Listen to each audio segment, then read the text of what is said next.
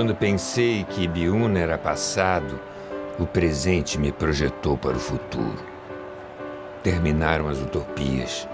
Acabou o socialismo soviético, a China se tornou capitalista, a Coreia do Norte continua sendo um enigma e Cuba resiste. No Brasil, agendas conservadoras pautaram as eleições presidenciais de 2018. No ano em que se comemorou os 50 anos de 1968, ao invés do esperado salto para o futuro, demos um salto no vazio.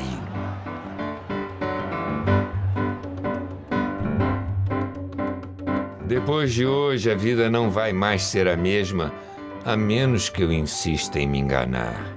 Aliás, depois de ontem também foi assim. Anteontem, antes, amanhã. Paulo Leminski.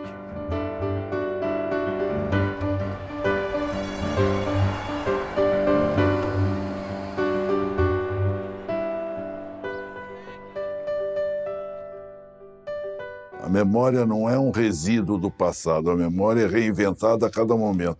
Certamente o que eu estou falando aqui para você esteja me revelando novos momentos da minha própria experiência, porque a memória individual e social ela é reinventada a partir do olhar que você tem do presente.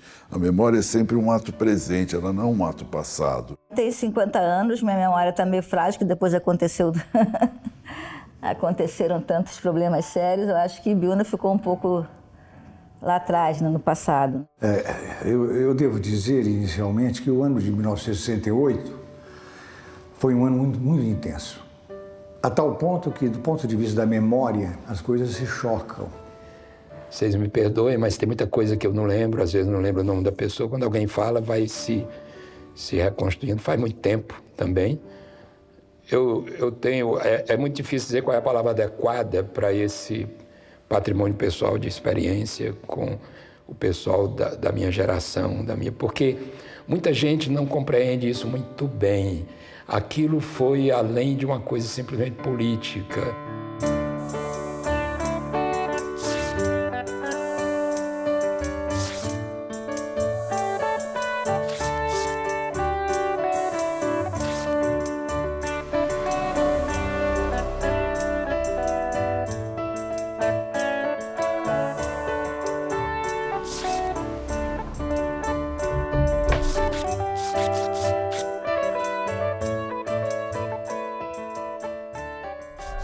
Não éramos a maioria da juventude brasileira. Era uma parcela pequena, ou relativamente pequena, da juventude brasileira, mesmo no auge do movimento. E, no entanto, todo mundo sabe o que a gente fala quando a gente fala de geração 68, exatamente porque nós não estamos falando de um número de pessoas ou de um grupo de pessoas que nasceu entre tal e tal ano. Estamos falando de um sentimento social, de uma cultura social, né, que gerou milhares de coisas. Num certo sentido, todos acreditavam, estavam convencidos que aquilo era o caminho para uma sociedade mais justa, mais igualitária, mais democrática. 68, para mim, foi um ano de movimentação total, movimentação de rua, né? Dentro das faculdades, discussão política, o que está acontecendo, em que mundo a gente vive, os reflexos do Vietnã, Cuba, América Latina, Che, né? Os livros. O movimento estudantil era um mar de oportunidades para você se desenvolver e para você pensar coisas novas e fazer coisas novas. 68 culmina no Congresso da UNE e depois, de forma ruim, no Ato 5, porque foi um ano fantástico. E a gente vivia um momento, eu me lembro, no início, final de 67, início de 68, de descenso do movimento. A gente não sabia o que ia encontrar de repressão. Tinha passado um pouco 64 e a gente não tinha certeza do que ia encontrar. Então tinha que ir um pouco timidamente, mas começamos a ir para as ruas. Quando estourou a história do Edson Luiz, que foi absurda, né? A PM mata o secundarista Edson Luiz de Lima Souto durante um protesto no restaurante estudantil Calabouço. Comoção nacional. O menino pobre do interior do Brasil é tratado a tiros pela polícia. Na missa de 7º dia, a igreja da Candelária lotada é cercada e a cavalaria é usada contra o povo. Foi a abertura acadêmica do ano, foi a morte de um estudante. Manifesto da família brasileira na ação. Em face da absoluta insegurança com que se defrontam as mães brasileiras, descrentes das promessas governamentais de diálogo construtivo com os estudantes nunca cumpridas, da ameaça constante à integridade física e moral de nossos filhos, dirigimos-nos à nação para denunciar aqueles que, alegando agir em nome da família cristã e democrática, na prática, atentam frontalmente contra ela. Nossos filhos expressam seus anseios, que são o direito de estudar e participar da vida pública de seu país.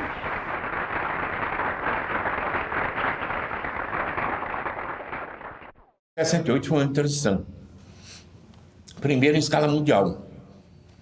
É claro que não houve movimento estudantil em todos os países, mas houve numa gama extensa, Europa, América Latina, entendeu?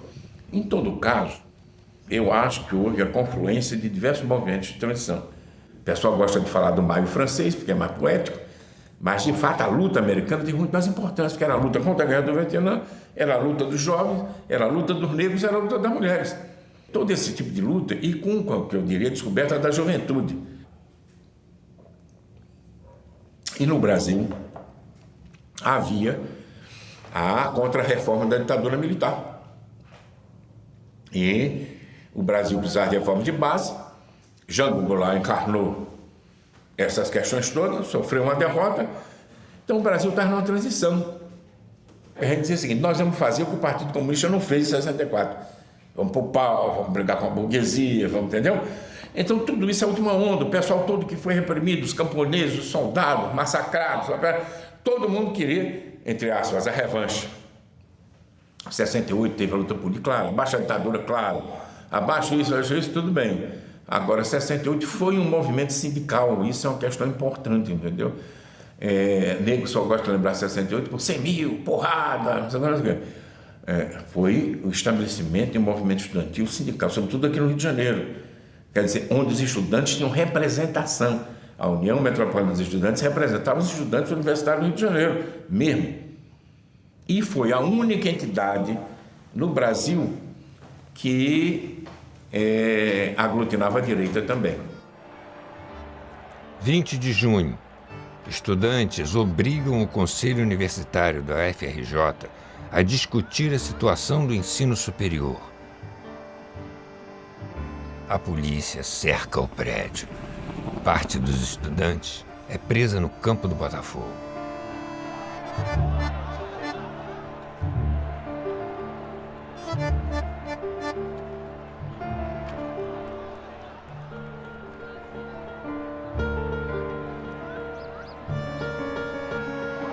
21 de junho, sexta-feira sangrenta. Os estudantes tomam novamente o centro. A polícia barbariza.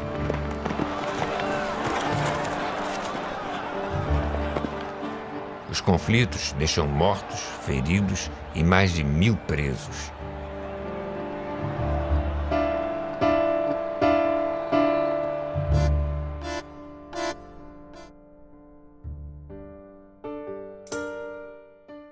26 de junho, passeata dos 100 mil. A ditadura recua e permite o protesto no centro da cidade. Artistas e intelectuais aderem à manifestação organizada pelo movimento estudantil.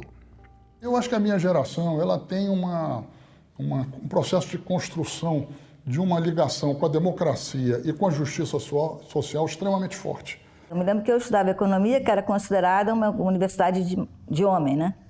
Eram pouquíssimas mulheres. A gente tinha uma turma de 100 e tantos, deviam ter 5, 6 mulheres.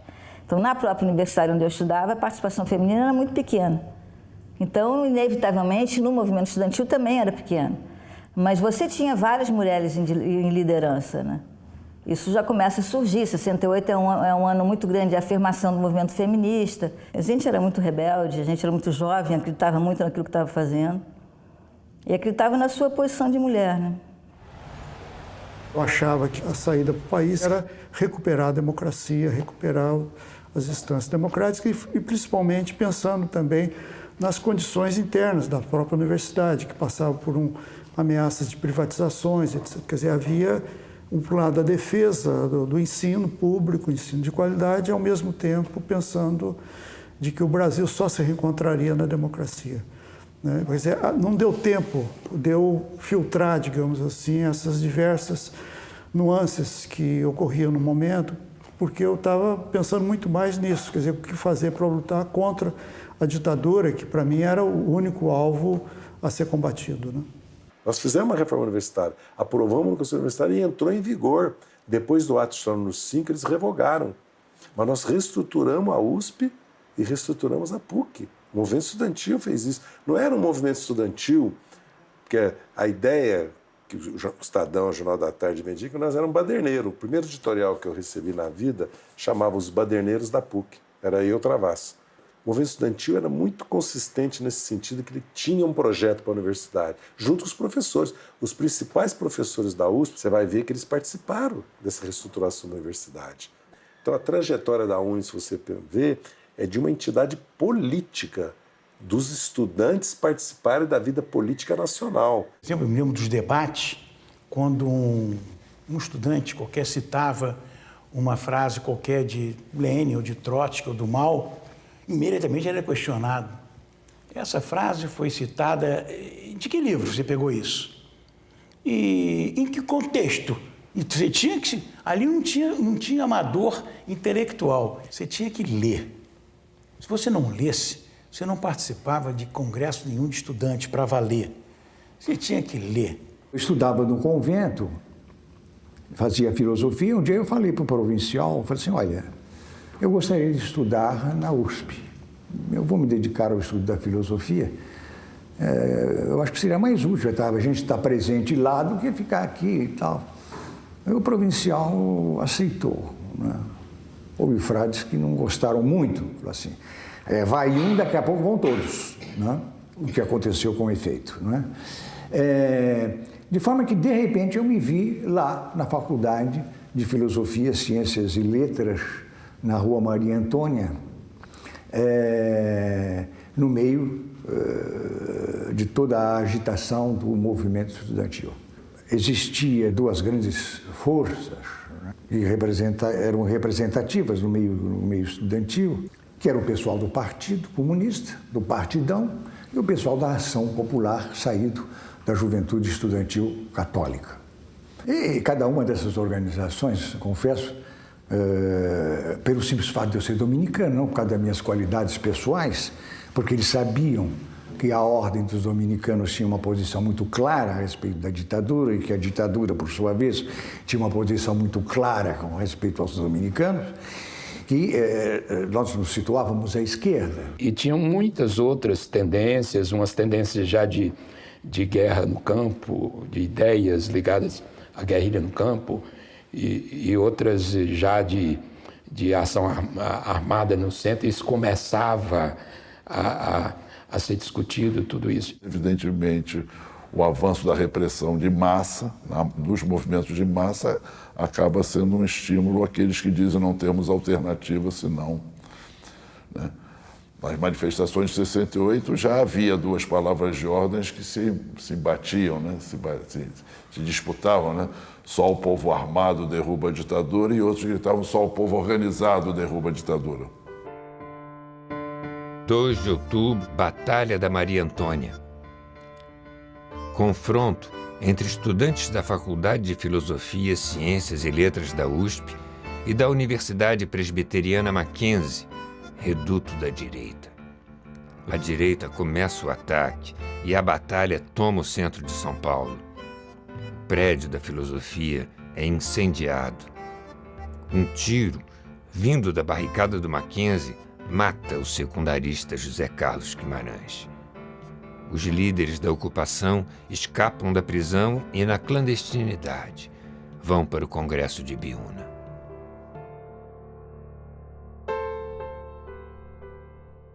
Moços, a inépcia nos chamou de estúpidos. Moços, o crime nos cobriu de sangue. Vós, os luzeiros do país, erguei-vos perante a infâmia, ninguém fique exangue. Protesto santo se levanta agora de mim, de vós, da multidão, do povo. Somos da classe da justiça e brio. Não há mais classe ante esse crime novo. Improviso à mocidade acadêmica. Castro Alves.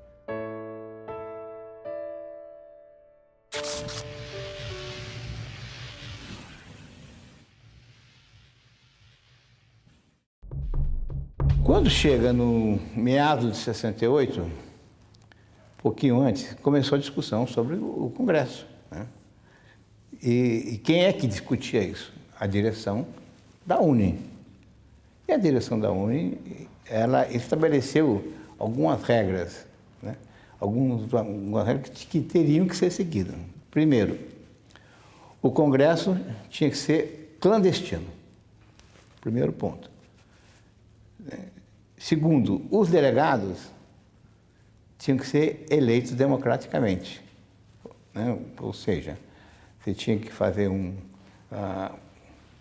uma plenária na sua respectiva escola, onde tinha os candidatos e você elegia os delegados. Os candidatos a delegados, você elegia os candidatos. Terceiro, não podia ser em convento, principalmente da Igreja Católica, né? Por quê? Porque os outros 3 últimos congressos, pelo menos, tinham sido em convento da Igreja Católica, de uma ordem qualquer, né? Então, isso aí foi uma decisão no primeiro semestre de 68. Aí começa, no primeiro momento, todo mundo queria fazer, mas ninguém queria fazer. Tem que fazer o Congresso, mas eu não faço, né? E numa dessas, o Zé Dirceu assumiu aquilo que seria a paternidade, né?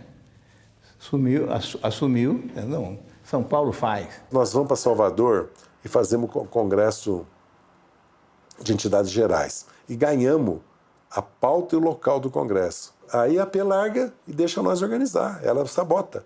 Ela começa a tentar fazer um Congresso alternativo, inclusive. Porque nós decidimos fazer o Congresso como tinha feito em 66, 67, clandestino também. Lógico, eu deleguei para a comissão e nunca fui lá, nunca me preocupei aonde nós estávamos fazendo o Congresso, até por razões de segurança, né? As pessoas não podiam saber onde era. E estava tão bem organizado que nós levamos 800 estudantes para Ibiúna. Então tínhamos que encontrar o lugar. E coube a nós, dominicanos, encontrar. Nós tínhamos uma relação muito estreita com a dona Terezinha Zerbini e o seu marido, o grande general Zerbini, Eurílio de Jesus Zerbini, que foi um dos poucos a ser por tropa contra o golpe de Estado, a reagir contra o golpe. Claro, foram caçados imediatamente, presos. Eu sabia que eles conheciam alguém que tinha um sítio, mas eu não sei por que cargas d'água, não me lembro. Eu pedi ao Tito que fosse à casa da Terezinha e perguntasse se tinha um local para nos reunir, o Congresso da coisa. E lá foi o Tito. Foi então quando aparece um primeiro sinal, né? E quem trouxe esse sinal foi o Coronel Zerbini. Começou a fazer reunião na casa dele, que ele morava perto do convento dos dominicanos.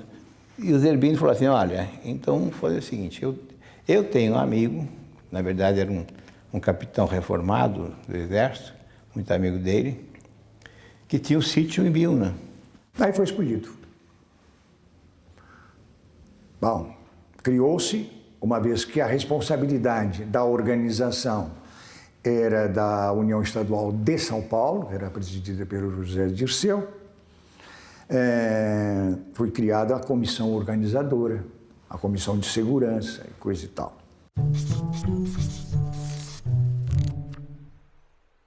Já entrei com essa mentalidade de temos que organizar, proteger e daqui tirar algumas pessoas boas que vão trabalhar depois para construir alguma coisa mais a longo prazo. E aí eu me meti nessa história da segurança, que era o mais próximo que havia no movimento estudantil. A segurança nas manifestações tem um nome assim meio pomposo, parece, poxa, eram pessoas capazes de garantir a integridade das lideranças e capazes de combater a polícia, não era nada disso. A segurança, na verdade, eram as pessoas que se empenhavam em trazer as lideranças e tentar tirá-las de dentro das manifestações de forma segura, de fazer algum tipo de organização, algum tipo de plano de ação durante a manifestação, de maneira que as massas todas não ficassem caóticas, né? Então tinha um grupo de pessoas que sabia para onde ia, quando ir, né? E também, evidentemente, um pouco de combate à polícia. Mas nessa época de Ibiúna eu estava justamente envolvido com essas tarefas. Eu me lembro que a primeira vez, eu acho que eu fui com o Ivo, nós fomos lá a primeira vez. Olhamos aquilo. Tinha uma casa, um imenso terreno, quer dizer, uma chácara, não tinha mais nada. Como é que fazer? Não? Bom, nós não estávamos encarregados de organizar o local. Tinha comissão, deixamos o pessoal lá e fomos. Aí me veio uma ideia. Assim, isso aqui é uma ratoeira. Eu vou chamar o general Zerbini. E fui lá procurar o general Zerbini. General, você não podia dar uma ajuda? Então, nós vamos fazer o congresso lá em Ibiúna, lá perto, na chácara, no sítio do Sr. Domingos. Você não quer vir conosco para ver como é que a gente pode garantir a segurança daquilo lá? E o general? Claro. Vou lá com vocês, sim. Aí o general chegou lá e falou, aqui que vocês vêm? Meu Deus do céu. Quanto é que vocês vão ser? Aí estava lá o pessoal da segurança. Uns 400. Mas é muita gente. Bom, então, vamos ver o mapa aqui da região. Ele conhece, o seu Domingos explicou.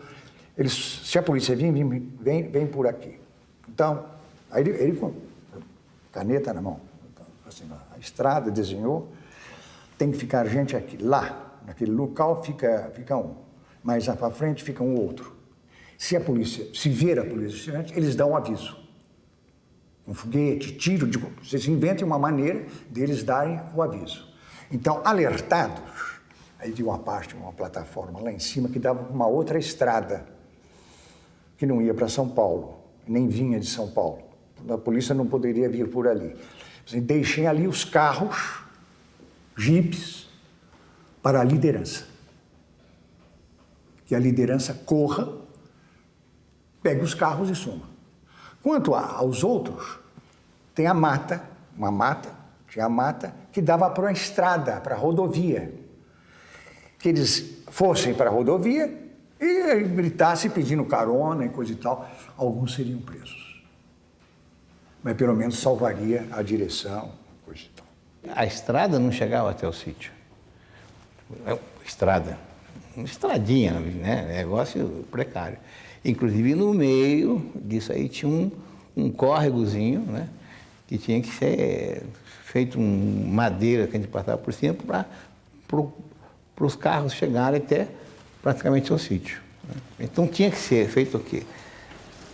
Desmatamento de lá, aplanar o morro, né? Para fazer degraus, praticamente, para poder acomodar, porque não tinha alojamento, mas botar 800 pessoas, eram 1.000 pessoas ali. Né? Tinha que se fazer algum tipo de estrutura para poder acomodar essas pessoas todas. Então, uma das construções que nós fizemos foi a parte de arquibancada. Então, uma encosta, nós cavamos degraus com enxada mesmo, né? E fizemos uma pequena cobertura de lona para poder, caso chover, poder abrigar os delegados. E toda aquela estrutura para ter uma mesa diretora e tudo mais, mas era tudo extremamente rústico, né? Feito com troncos de árvore, com potes enterrados. Foi um trabalho bastante estafante, que começou uns 20 dias antes, alguma coisa assim. Aí eu fiquei em São Paulo um tempo, primeiro uma semana antes, para organizar com o pessoal de São Paulo. Demos o azar de estarmos em uma reunião na Maria Antônia quando começou aquela briga, então eu acabei saindo, metido nessa situação também, saiu na imprensa. E depois nós participamos com a Comissão de Segurança, que era basicamente paulista, de tentar ajudar, tentar melhorar alguma coisa, orientar alguma coisa, mas já estava tudo feito e razoavelmente bem feito. Só que, obviamente, não podia dar certo, porque não eram 50 pessoas, nem 100, eram 700, 900, sei lá.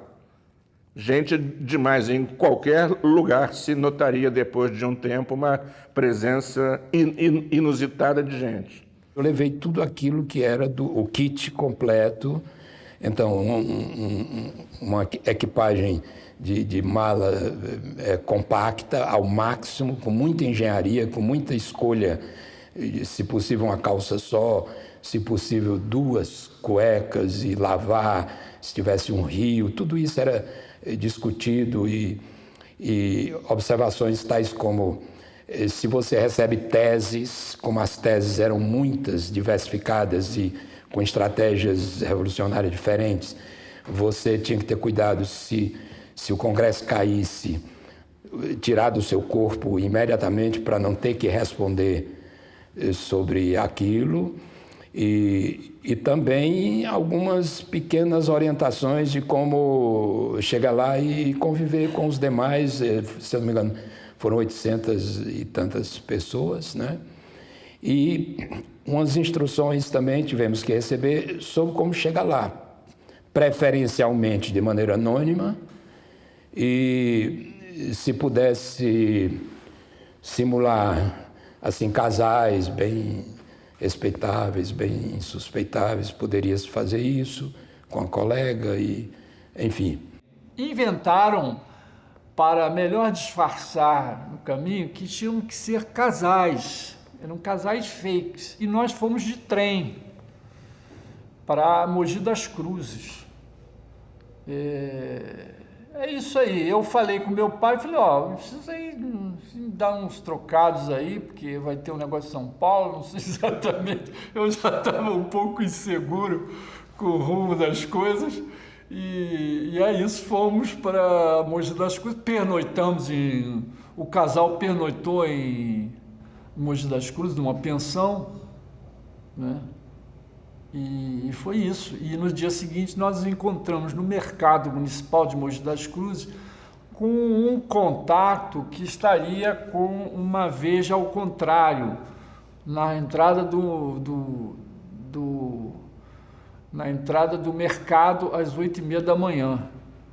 E daí nós seguiríamos viagem para São Paulo, para a Estação da Luz, onde teria um transporte para Ibiúna, que foi feito também por etapas. E no caminho, quando nós entramos no trem, eu me lembro nitidamente, nós estávamos sentados à esquerda e tinha um cara sentado no vagão aqui, enfim, até Mogi das Cruzes, são umas 5, 6 horas de viagem. Né? E o cara ia com um espelhinho, assim, nos controlando pelo espelhinho. E nós nos demos conta, porque isso também era uma coisa que começou a acontecer muito nas faculdades. Eles começaram a infiltrar policiais nas salas de aula, né? Eles me levaram de carro. Eu era presidente do DCE da Universidade Federal do Rio de Janeiro naquele momento. Era uma liderança importante do movimento. Então, me levaram, eu tive um esquema especial. Levaram a mim do CRUSP para Ibiúna, não diretamente para o local do Congresso, para uma cidadezinha, e lá um outro carro me pegou e me levou para Ibiúna e tal. Havia uma troca, uma certa baldeação para a gente justamente ser despistado e não ter ideia do que a gente estava, qual o caminho que a gente estava seguindo, onde estava indo. Então. Quer dizer, para dizer a verdade, eu nem sei em que lugar Ibiúna fica. Se você me mostrar um mapa de São Paulo, eu não sei se é perto da capital, ou se é perto de Campinas, ou se é perto de onde. Quer dizer, eu não tenho a localização de Ibiúna. Eu me lembro que eu achei isso muito engraçado e muito excitante também. É o papelzinho de preparação. Leve uma barra, não deixe de levar barras de chocolate, para caso de fome, porque é muito prático e tá. Peguei um ônibus em Fortaleza, naquela época um ônibus desse fazia a viagem até São Paulo em 3 dias e meio, quase 4 dias. E nesses 4 dias eu fui acompanhado de uma amiga, e depois fomos casados na vida real, mas nessa época não éramos. E uma outra menina também, que era veterinária, foi estudante veterinária, foi conosco, e mais 2 colegas como casais também. E primeira cena engraçada, chegamos em São José dos Campos, conforme o previsto para o meu grupo. Eu desci em São José dos Campos, mas eu não podia demonstrar, antes de chegar no ponto da descida, eu não podia demonstrar que ia descer, tinha que ser de surpresa, falar para o motorista, para aí que eu quero descer ali e tal. E a gente ficou ligado nisso. Só que nessa viagem, por mais que a gente quisesse ficar com discreção e não querer se envolver muito com os viajantes, tinha uma medida certa disso, porque se ficasse demais também era curioso, e se ficasse de menos também não era bom. Mas me recordo que quando descemos, os 5, algumas pessoas não compreenderam o meio do ônibus e ficavam gritando, vão para onde? Por quê? De uma hora para outra, porque já tinham ficado amigos. Era um dia assim como uma sexta-feira, um dia muito agitado e muito calor em São Paulo, isso eu nunca esqueço. E o nosso carro deu prego de pneu em frente o Belas Artes, o cinema. E ele pediu que todo mundo se baixasse, foi uma coisa dramática, e eu morrendo de pena daquele padre, trocando pneu, todo mundo buzinando e a gente indo para um lugar escondido. E conseguimos depois, ele muito suado, conseguiu concluir. E nós fomos, eles nos deixou num convento. Nesse convento foi uma festa porque encontramos todos os amigos do Brasil, dos congressos, das coisas, né? O grupo que eu estava, nós fomos num caminhão com lona em cima até uma casinha no meio de 2 estradinhas, no meio do nada. E a gente, nessa casinha, no meio do nada, só tinha essa casinha, nós tínhamos que ficar abaixados, com luz apagada, para ninguém saber que tinha 50 pessoas dentro de uma casinha desse tamanho. Eu acho que foi assim, parecia que eu estava num filme, uma viagem fantástica. Né? O que é isso aqui? É guerrilha? Mas a gente não está fazendo guerrilha, mas não tem ninguém armado aqui, mas que isso? Né? Eu fui 10 dias antes. 10 dias antes. Mas não é isso, não. Me disfarçaram lá, um rapaz que fazia isso, fazia uma maquiagem, uma coisa e tal. Ele e essa companheira da EBA botaram bigode, botaram os óculos, botaram não sei o quê, me botaram num carro e eu fui direto para São Paulo.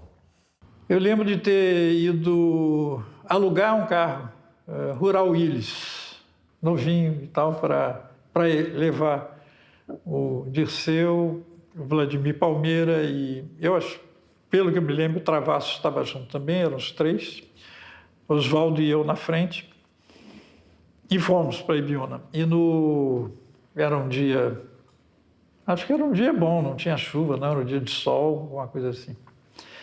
E no caminho eu vi uma descida muito bonita e acelerei nessa descida. Na final dessa descida tinha uma curva à direita e tinha a polícia rodoviária. E nós fomos parados por excesso de velocidade. E eu fiquei apavorado, porque eu disse, caramba, os 3 lideranças estudantis indo para um congresso clandestino e vão cair por causa de mim. Mas aí o policial se aproximou, pediu os documentos, dei a carteira de motorista, ele olhou a carteira de motorista e viu que estava escrito profissão religioso. Aí disse, o senhor está indo para aquele seminário ali na frente? Eu disse imediatamente, sim, claro, para aquele seminário. Eu não tinha a mínima ideia que havia qualquer seminário lá na frente, mas era a melhor desculpa possível. E ele disse, bom, então o senhor toma cuidado e tal, porque o senhor estava com excesso de velocidade. Não, pode deixar, eu não ultrapassarei mais a velocidade. E fomos embora, eu meio cabisbaixo. Mas, enfim, não houve qualquer problema. Fomos para Ibiúna e entregamos as lideranças lá no Congresso. Foi um momento duro. O Vladimir olhava pela janela, contemplando a natureza. Como é bonita, não é? Eu falei, espero que ele não... Daqui a pouco ele vai dizer, olha que vaca bonita, não tinha vaca nenhuma. Não é? O Zé Dirceu, escondido, como ele disse. E quando nós escapamos, foi o comentário do Zé Dirceu. Ficou furioso, não reconheceram. Ficou furioso? Que falta de cultura, esses policiais. Não nos reconheceram. Chegamos, entregamos as pessoas. Acho que teve algumas poucas conversas com as pessoas, mas não lembro da gente ficar muito tempo, não. Já estava escurecendo, a gente achou melhor ir embora, mas as condições... eu não invejei as pessoas que estavam ficando lá, não. As condições não eram boas para ficar. 3 candidatos disputam a presidência da UNE. O então presidente, José Travassos, da Ação Popular, dá sustentação a Jean-Marc Van der Weyde. José Dirceu, que tem o apoio de Vladimir Palmeira, é ligado ao grupo Dissidência do Partido Comunista. Marcos Medeiros representa a ala do Partido Comunista Brasileiro Revolucionário, o PCBR. Essas 3 candidaturas bifurcam no confronto Jean-Marc versus Dirceu, ambos com chance de vencer. Agora, este congresso, o Congresso de Ibiúna, aí foi uma coisa curiosa. A Ação Popular, ela defendia claramente a ideia da luta de massa. Por outro lado, da implantação da organização política no meio do proletariado. O outro grupo, os que eram liderados, digamos assim, para simplificar as coisas, pelo José Dirceu, estando muito mais dentro da órbita do Partido Comunista, tinham ali ao seu lado alguns que eram favoráveis à luta armada. Por exemplo, eu. A abertura do Congresso é marcada para sexta-feira. Na quinta teve um primeiro debate, que rolou sobre credenciamento. Eram os casos duvidosos de gente, né? Figuras que tinha disputa de quem devia ser o delegado, não sei o que. Teve uns 5 ou 6 casos desses que foram discutidos e votados na quinta-feira. Teve um momento que, por proposta que eu defendi, né, que eles disseram assim, olha, a gente ficou sabendo pelo nosso pessoal que estava ainda no CRUSP, nosso pessoal não consegue entrar, mas eles estão catando deles em qualquer lugar. Se o cara perder o ponto, os caras vão atrás, até botar os caras para dentro. Você tem que fechar essa torneira, porque a gente só está perdendo. Entendeu? A gente colocou em discussão o seguinte, não, suspende o Congresso, não entra mais ninguém. E a gente foi para a plenária defender isso. Suspende tudo, porque, a gente só ia perder. Cada novo cara que entrava do lado deles.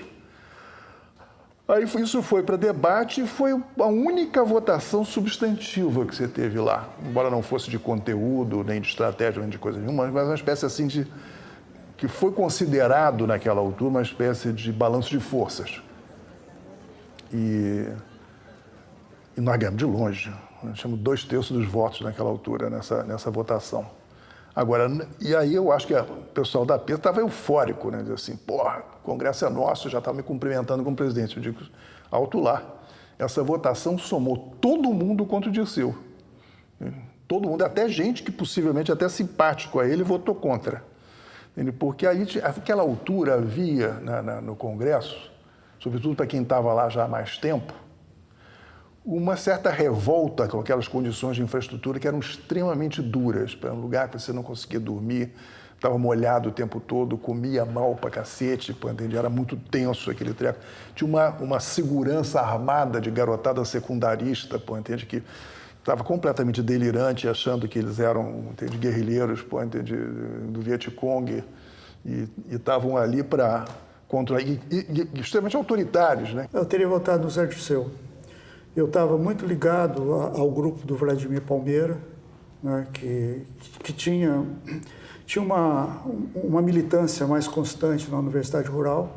Eles iam sempre alguma pessoa, que era um grupo chamado Dissidências, eu acho, que estava sempre mais atuante lá e eu não via razão, até porque eles tinham um discurso mais aberto, né? Um discurso mais ligado também tinha uma compreensão também, digamos, da necessidade de melhorar o ensino público, né? Quer dizer, não era um discurso só dirigido ao enfrentamento político, né? Eu acho que o grande problema do discurso do Djamarque, que era do grupo do Travassos, que era um discurso em que tenderia a uma visão mais ideológica, e isso com certeza levaria a um estrangulamento do movimento. Eu cheguei praticamente um pouco antes da véspera, né?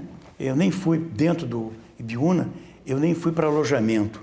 Eu fui direto para a arquibancada, né, que era o local do debate, fiquei ali sentado, cheguei, me apresentei no local que eles diziam, na estrada, se apresenta tal, vai estar um carro te esperando. Fiz, me levaram lá para dentro do Congresso Ibiúna e olhei aquilo ali tudo. Já tinha alguma experiência de congressos, né? Experiência política, olhei aquela desorganização, de certa maneira, que foi agravada pela chuva. Eu cheguei lá na véspera de começar o Congresso. Eu vou dizer, quando eu cheguei, eu tomei um susto. Porque era, para mim, uma coisa evidente que aquilo não podia dar certo.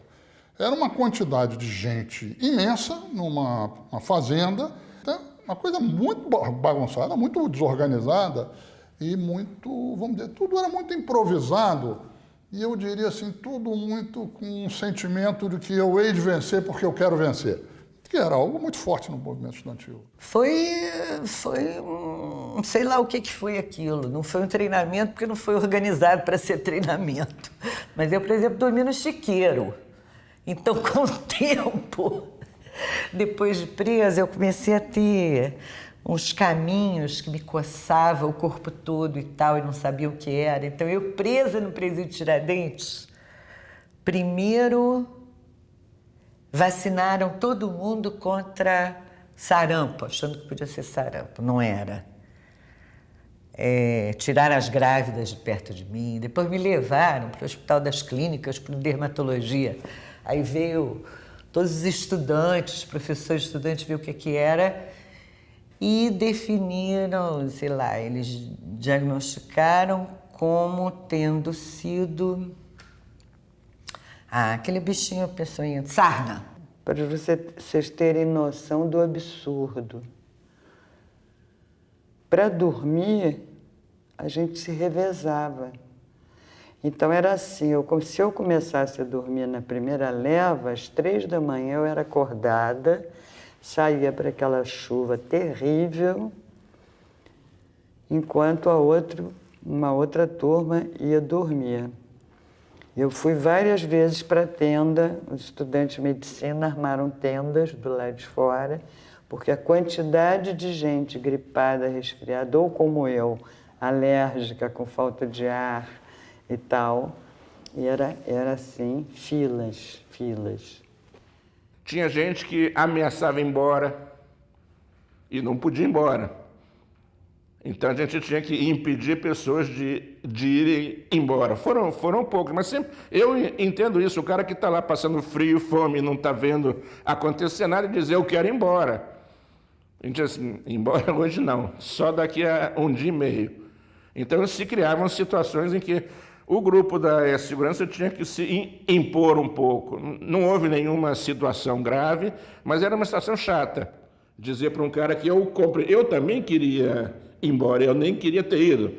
Então eu estava praticamente do lado dele, mas eu tinha que manter as coisas seguras até o quanto fosse possível. Eu tenho a impressão que quem organizou a alimentação ali errou na métrica, porque eu acho que eu comia assim pão com tomate o dia inteiro, tomava um café, não tinha comida. O item alimentar foi completamente esquecido. Não sei a culpa de que camarada, de que companheiro foi. Mas não tinha comida, pô. Não era aquela confusão que dizem que era, não é? A confusão era assim, não tinha comida direito, não tinha lugar direito para dormir. fazia frio, mas a gente se reunia muito em grupos. Não sei se tinha cantorias. Eu acho que estava todo mundo mais interessado em discutir política, o que ia ser, o que não ia ser. Provavelmente deve ter surgido namoros lá. Eu tinha um namorado que não tinha ido. Mas tinha, sim, os bonitões da época, né? E as moças mais cotadas da época. Começa a haver uma festa fantástica, principalmente das meninas, que eram as caminhonetes chegar com as lideranças. Me recordo a hora que chegou o Zé Disseu com um casaco preto de couro, muito grande, o cabelo assim, quase na cintura, era um cara muito bonito na sua juventude ali. E aí corria todo mundo. Chegou o Vladimir, que era uma loucura também como popularidade. E chegou a figura que me impressionou muito, que foi Travassos. Muito magrinho, com os seus dentes cariados, assim, os pontinhos pretos. E eu fui olhar de perto, assim, porque eu não conhecia. Ibiúna, como vários outros momentos desses, não é apenas pelo menos não foi vivido por mim, acho que pela maior parte daqueles que têm a minha idade, a minha geração, como um fato apenas político, era um fato social. Os meus amigos estavam ali, as minhas namoradas, ou as que eu queria namorar, estavam ali, ou as que eu já tinha namorado. Quer dizer, na verdade, era quase uma sociabilidade que ocupava a totalidade da nossa vida, que ia do estudo, do prazer, do entretenimento, da cultura, da arte, da política. Então, não acaso muitos de nós nos apaixonamos nesse momento. Eu me apaixonei nesse momento também por uma pessoa com a qual eu tive depois uma relação rápida, mas intensa. Mas eram momentos de de vida total, não é? E por isso eles ficam presentes como marcos não só da vida política nacional, mas marcos da vida individual de cada um, imagino eu. Você imagina que tinha gente do Oiapoque ao Chuí ali. Eu nunca ouvi tanta piada engraçada na minha vida quanto lá em Ibiúna. Eu acho que eu estou com dor de barriga até hoje, porque a gente não tinha muito o que fazer pela noite, então fazia umas fogueiras lá e havia um lugar lá onde parecia assim um desafio. Um contava uma piada com um sotaque do Rio Grande do Norte, entrava um gaúcho, contava uma outra piada. E eram piadas muito engraçadas, a ponto que os caras vieram lá de longe para dizer assim, olha, a 2 quilômetros nós estamos ouvindo aquilo ali, entendeu? Então foi também uma coisa interessante encontrar estudantes de todo o Brasil, aqui do Rio. Estado do Rio, acho que tinha umas 110, 120 pessoas. Essa contabilidade é mais ou menos essa aí. Tava um clima muito festivo, né? No bom sentido, não era nem de alienação, nem nada, mas estava um clima muito gostoso, muito festivo, todo mundo se encontrando, todo mundo acreditando naquilo que estava fazendo. A gente achava, quer dizer, eu estava no grupo que estava votando no Dirceu, a gente achava que ia vencer, efetivamente eu acho que a gente tinha votos suficientes para elegê-lo. Então estava todo mundo muito contente também, porque tinha naquelas prévias que você faz quando você olha quem é delegado de quem, que grupo está aqui e tal. A gente tinha praticamente certeza que ia vencer, então estava todo mundo muito contente.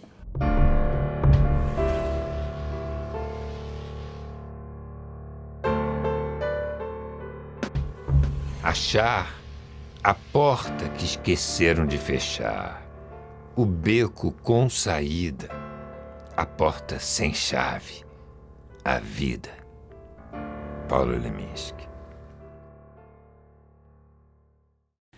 Quando chegavam delegados e que levantava-se suspeita sobre a legitimidade deles, né, eles passavam pela Casa 2 e ficavam presos na Casa 2.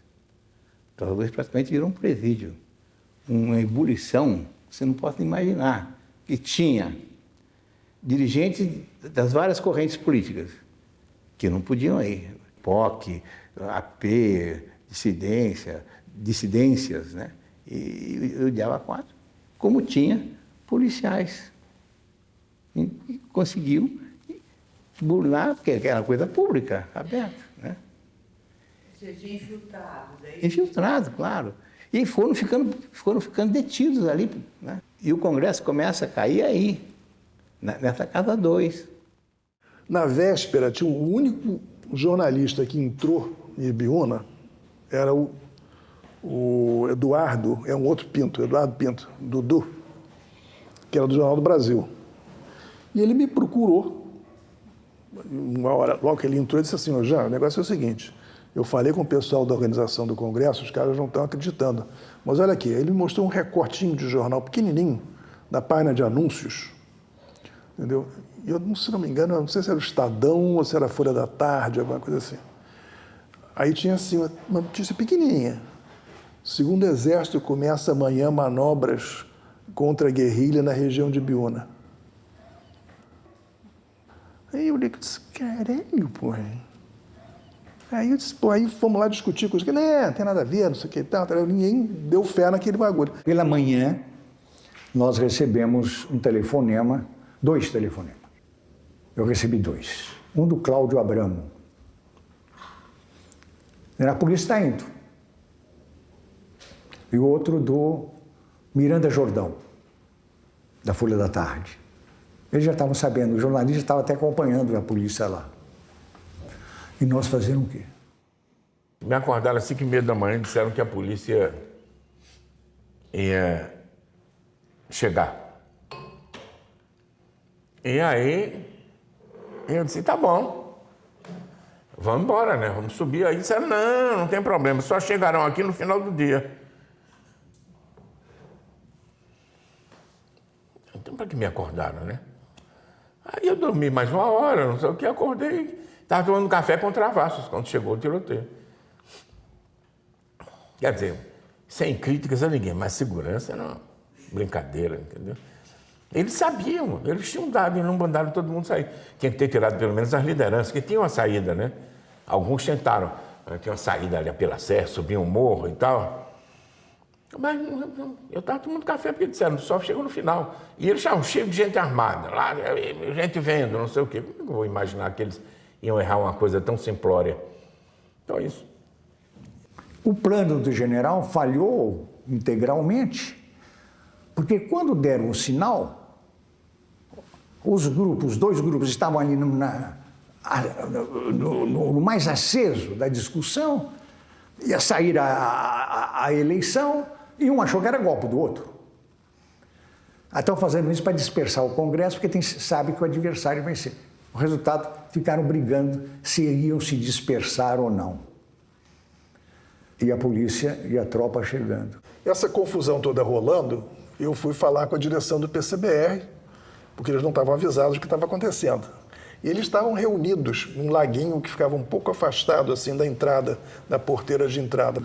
Chamei ele num canto e disse assim: está acontecendo isso, pô, tem informação de Congresso, vai cair meio-dia, vai acontecer assim, essa. Aí o Cândido olhou para mim e disse assim: isso parece mais um golpe do Dirceu. Aí eu disse: olha, pode ser, mas você há de convir que, pô, esse Congresso aqui tem tudo para cair, né, cara? Porra, negócio. Aí nessa altura, cara, tem um disparo assim, pá, e aquele negócio reverbera os vales, assim, à volta do meio da... Uau, uau. Aí eu disse assim: isso aí, Cândido, é o quê? Aí o Cândido disse: pode ser um caçador. Mas eu digo: pode ser um caçador. Aí você vê assim, rajada de metralhadoras assim, Cândido vai matar passarinho assim na puta que pariu. Pô, não, você é a polícia, porra. Foi aquele teatro, desceram atirando para cima, 100 e tantos soldados da Força Pública com metralhadoras e tudo. Eu disse: caiu, claro. E aí eu fui me preparar para organizar, fazer o pessoal ficar sentado para não haver incidentes individuais que a gente não pudesse ver. E eu estava a caminho ao plenário. Entre onde a gente estava e o plenário era um chiqueirinho, era um quadrado com lama, que deve ter sido para usar para porcos antes do Congresso. E tinha um cara ajoelhado ali, apontando para os 150 soldados de metralhadora com uma pistola bereta desse tamaninho assim, que a mão dele tapava a pistola inteira. Então eu passei, olhei, voltei e disse, que é isso? Joga isso na lama. Eu disse, não, vamos resistir até o último homem. Eu disse, não vamos não. Aí ele tentou, mas ele sabia, tinha uma hierarquia mínima, disse, joga essa porra fora, e ele conseguiu na hora. Senão eu não sei, se um cara começa a atirar, esses loucos podiam, em vez de atirar para cima, começar a atirar para baixo. Aí foi aquele susto, porque a gente não sabia se era polícia, se era exército, se era o CCC, né? Foi aquele receio de, gente, vamos descer com cuidado e ficar junto com a nossa gente. Aí a gente começou a descer, a gente começou a enxergar a correria e alguns gritos e mais uns tiros, e eu ouvi alguém dizer, ai, tomara que aqueles menininhos não resolvam atirar do alto do monte. Mas, graças a Deus, parece que eles foram logo rendidos, os caras foram espertos, os caras cercaram tudo e foram avançando. Os jovens soldados tremiam dos pés à cabeça. Foi tão surpreendente que a gente falou, mas o senhor está bem? Para o mais próximo da gente. Aí ele falou assim, não, eu tô. Mais adiante, a conversa foi se dando, ele parou de tremer, ele entendeu que era um congresso da União de Estudantes e tal. Aí ele falou assim, puxa vida, você não sabe o alívio que eu estou sentindo, porque disseram para a gente que a gente ia prender guerrilheiros perigosíssimos. Eu ouvi e vi uma multidão de polícia descendo de todos os lados com megafones, e diziam que ninguém saísse do lugar e nem tentasse fugir, que estava tudo dominado, que estava tudo... Uma mensagem técnica de paralisação de tudo. A primeira coisa que eu lembrei foi de jogar fora as teses, porque daria muito trabalho e defender teses que eu não defendia, de coisas já naquela época muito radical para nós mesmos. Evidentemente, a partir do momento que você sabe que a polícia cercou o ambiente, o clima, pelo menos do qual depois eu soube que gente que estava na segurança já sabia do movimento da polícia, quer dizer, antes da gente ser informado. Quer dizer, a partir do momento que a gente é informado e toma consciência disso, evidentemente, o ambiente é outro, de tensão, de temor, você procura ficar próximo dos mais próximos, né? Lembro que eu estava dormindo quando eles chegaram, eu estava com um namorado e tal, estava muito feliz. E aí foi aquela coisa, todo mundo separado, se não me engano, eles separaram as mulheres dos homens, eu acho. Eu estava longe o suficiente para correr para o mato. Eu podia ter entrado no mato naquela altura. E os caras estavam atirando por cima da cabeça, bala passando para cá, para lá. Eu disse, pô, se isso é uma operação do Exército, essa merda está cercada. Eu vou entrar no mato, eu vou ser preso no mato sozinho, ou um grupo limitado. O Exército está doido no meu gogó. Os caras, eu virei uma espécie de simbologia negativa para o Exército, porque eu fui acusado de queimar um carro do Exército na manifestação. Coisa que eu não fiz, aliás. Eu disse assim, os caras vão me pegar, vão me matar. Tranquilamente, pô, entendeu? Com todos os pretextos, boto uma arma na minha mão, dou um tiro e acabou. Digo, não, vou ficar na massa. Vou me misturar com os outros, pô, e tal. Aí eu fui voltando quando o pessoal do PCBR veio todo.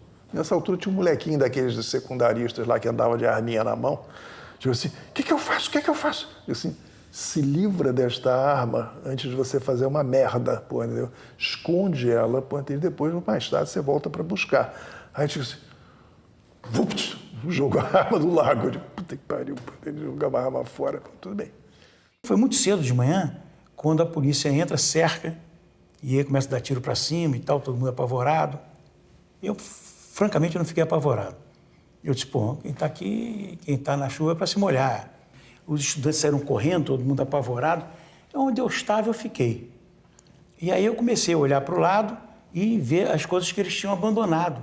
Largaram. Aí eu fui buscando aquilo que eu precisava. E eu fiz isso, eu levantei, andei para cá, peguei um casaco bonito de um lado, peguei... Eu tinha algumas balas, peguei outras, me preparei para a prisão, fiquei esperando. Até aí eles cercaram ali, começaram a colocar as pessoas em fila, e aí lá de baixo, um deles disse, ó, você é em cima, desce e entra na fila. Nenhum problema. Desci, entrei na fila, e aquela fila foi. Aí nós, saindo dali, fomos levados até Ibiúna, ou até perto de Ibiúna, da cidade de Ibiúna, na localidade, onde haviam dezenas de ônibus que iam nos levar para São Paulo, onde havia triagem e tudo isso. E então nós caminhamos, eu não saberia dizer, 5, 10 quilômetros. Eles não me lembro deles terem batido ninguém. Lembro, empurraram, né? Empurraram, foram grossos, mas não me lembro de ter havido nenhuma pancadaria. E eu fico pensando assim, eu acho que aquilo foi meio castigo. Eles podiam ter colocado os ônibus mais perto para a gente andar horas com fome, com frio, com lama. Só foi castigo. E eu não tive a menor possibilidade. Eu estava com um passaporte suíço na mão, né, que eu tinha tirado recentemente. Eu digo, porra, como é que eu faço com esse passaporte? Se os caras revistarem a gente, eu com esse passaporte vão saber quem eu sou, porque o meu nome está ali. Aí eu fiz a bobagem de destruir o passaporte. Besteira total. Destruí o passaporte e fiquei sem documento nenhum. Aí eu criei um personagem, né? Eu tinha um professor na faculdade que era Coimbra, Carlos Alberto Coimbra, pronto. Depois vieram uns caminhões daquele tipo, caminhão que leva soldados, e aí nos arrumaram dentro daqueles caminhões. Alguns, no meu caso, fui num caminhão em cima. Tem uma história engraçada, porque tem um grande amigo meu que era pior do que eu, ele era mais distante ainda do movimento estudantil, mas foi preso. E ele apareceu na foto da Veja com um cigarro, e ele dizia que a preocupação dele não era ter sido preso em Ibiúna, era o pai dele ver que ele fumava, uma brincadeira. E daí, nesse caminhão, atravessamos a estrada e a cidade de São Paulo toda. Eu me lembro, eu não sei onde é que nós fomos, foi na casa de um casal francês, muito comprometido com o movimento estudantil, Geneviève, eu não sei, nós fomos para lá,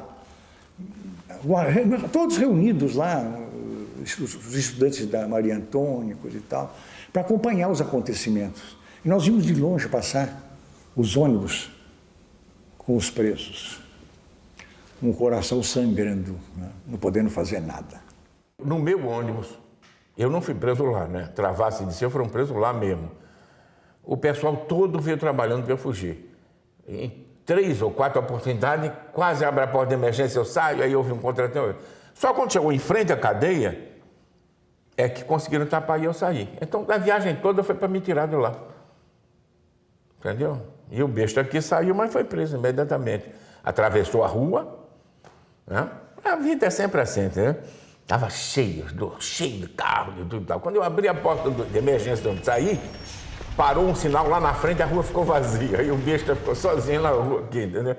Não, tem essas coisas que acontecem. Não houve nada demais, foi todo mundo se preparando para a cadeia. E a disponibilidade do pessoal, né, que não fugiu comigo. O pessoal deixou eu sair, e não saiu para não chamar a atenção. A solidariedade dos colegas. Fomos direto para a cela, cada grupo de 30, e por volta das 3 da manhã, ninguém conseguiu dormir, a maioria. Acordamos lá, eles chamando umas pessoas, e a primeira pessoa a ser chamada foi um menino da nossa cela. E esperamos esse menino voltar. Quando ele chegou, já era o dia quase amanhecendo.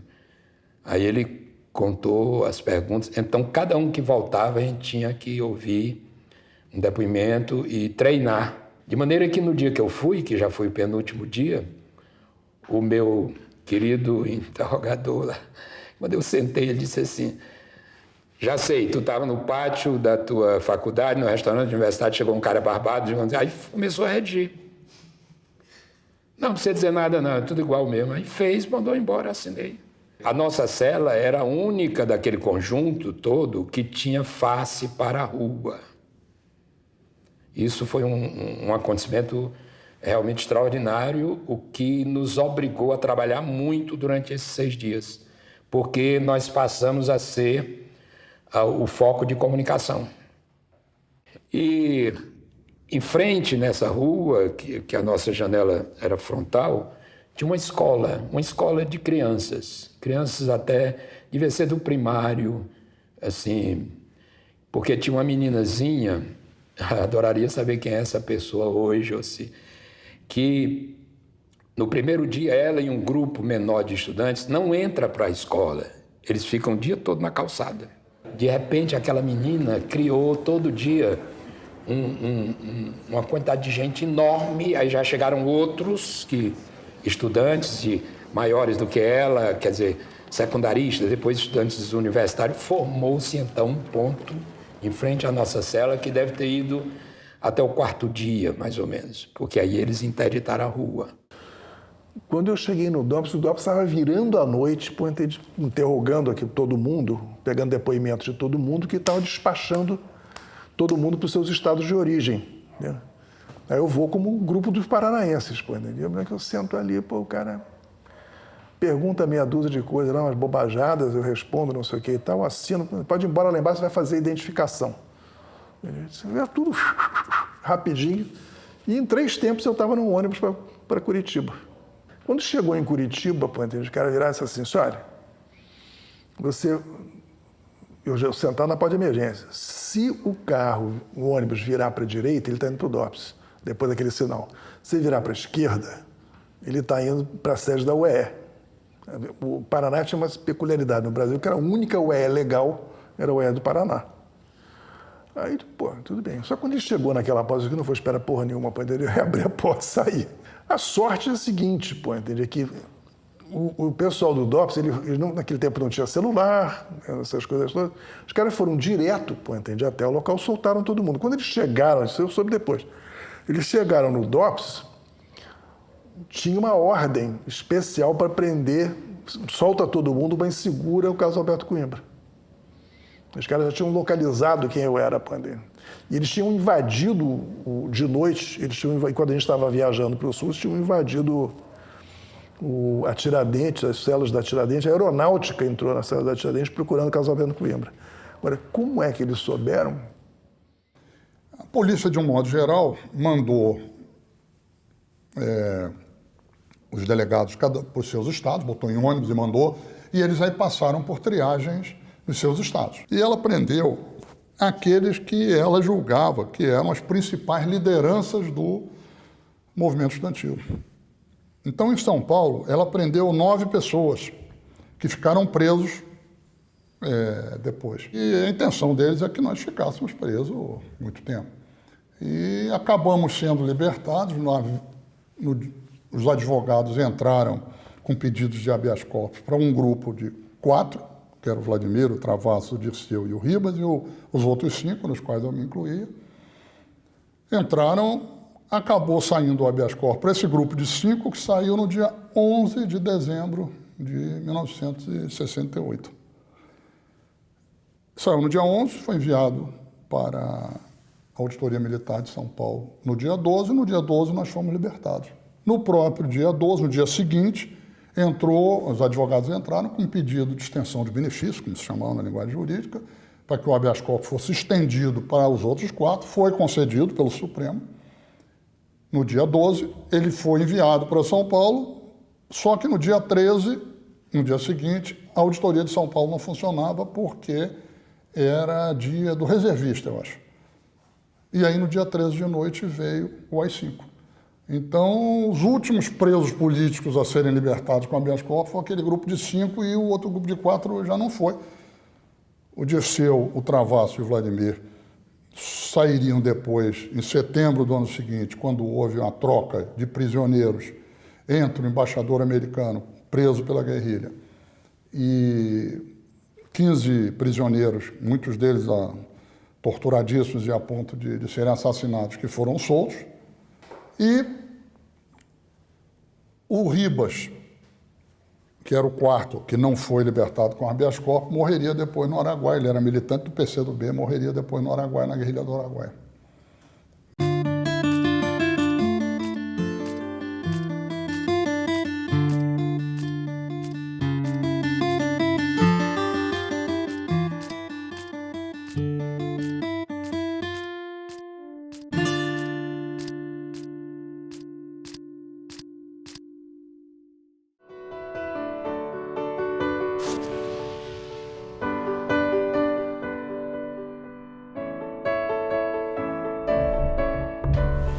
Não chores, meu filho, não chores, que a vida é luta renhida.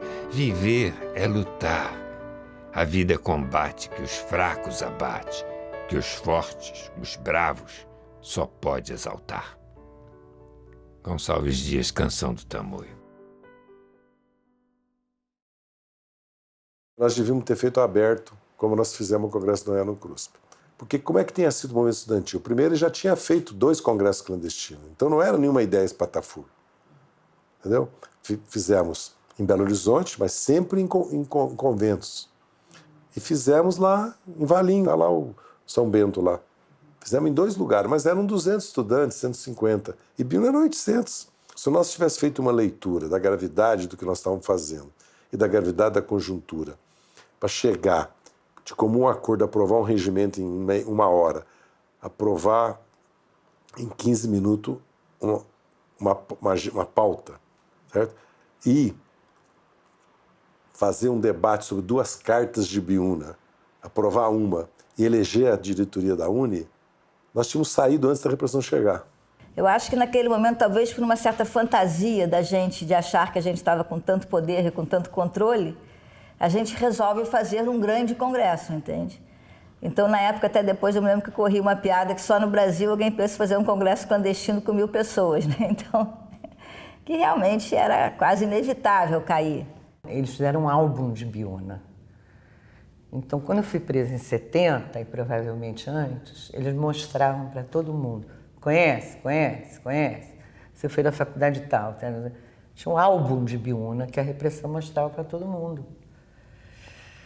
E muita gente era conhecida assim. Muita gente, porque em movimento estudantil, nós éramos nosso nome. Eu era a Aninha da farmácia. Todo mundo sabia que era a Aninha da farmácia na época. Né? Não tinha nome de guerra, não tinha organização, não tinha nada disso. Era nossa cara, nossa vez, nossa voz. Qualquer cara que você queima porque está preso em um congresso e tem as impressões digitais e foto, e etc., ele não vai poder ser depois o chefe da tua rede de inteligência, porque todo mundo conhece. Então eles queimaram as elites do movimento estudantil, todo mundo tocou piano, né, com as impressões e tudo, por nada, porque não foi uma coisa que estamos a um passo de tomar o Palácio de Inverno, não foi nada disso. É uma tragédia que aconteceu, porque ali foi identificado todas as lideranças do movimento estudantil. Não, evidente que a grande maioria já sabiam. Né?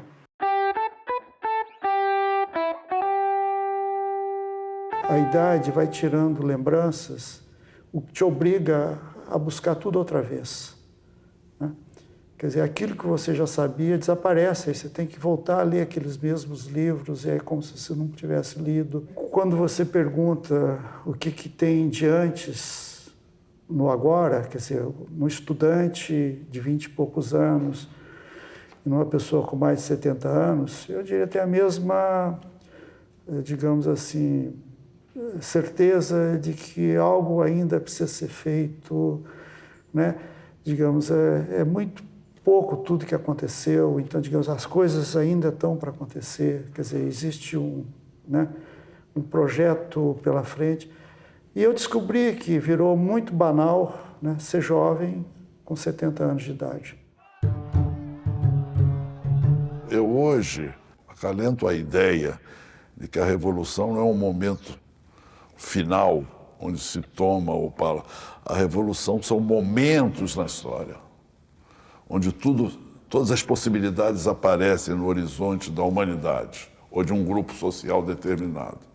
Então, nesse sentido, 68 é um momento revolucionário, não apenas do ponto de vista político, mas do ponto de vista cultural, do ponto de vista artístico, do ponto de vista da explosão da criatividade, da crença dos dominados de que o mundo pode mudar, dessa certeza de que vale a pena estar junto, onde o sentimento coletivo se sobrepõe ao sentimento individual, porque justamente há um compartilhamento de sentidos. Então, esses momentos são os momentos revolucionários, nesse sentido.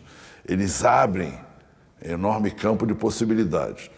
Se a revolução é vitoriosa, esse campo de possibilidades, pelo menos parcela delas, permanecem colocadas como uma possibilidade concreta.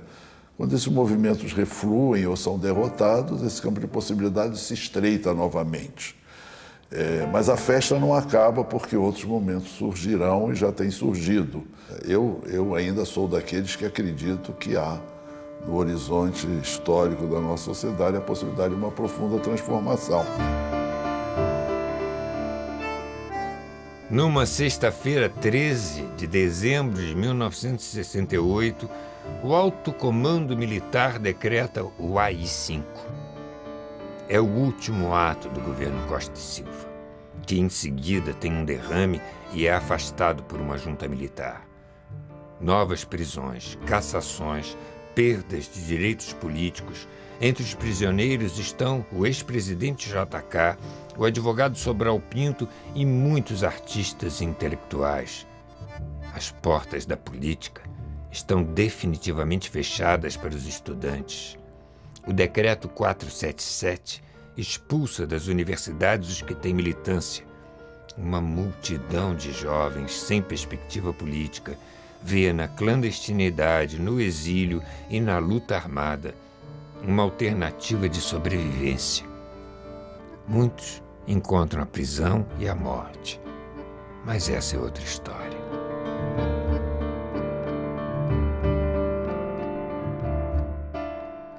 Faz escuro, mas eu canto, porque amanhã vai chegar. Vem ver comigo, companheiro, a cor do mundo mudar. Vale a pena não dormir para esperar a cor do mundo mudar. Já é madrugada, vem o sol. Quero alegria que é para esquecer o que eu sofria. Quem sofre fica acordado defendendo o coração. Vamos juntos, multidão, trabalhar pela alegria. Amanhã é um novo dia. Faz escuro, mas eu canto. Tiago de Mello.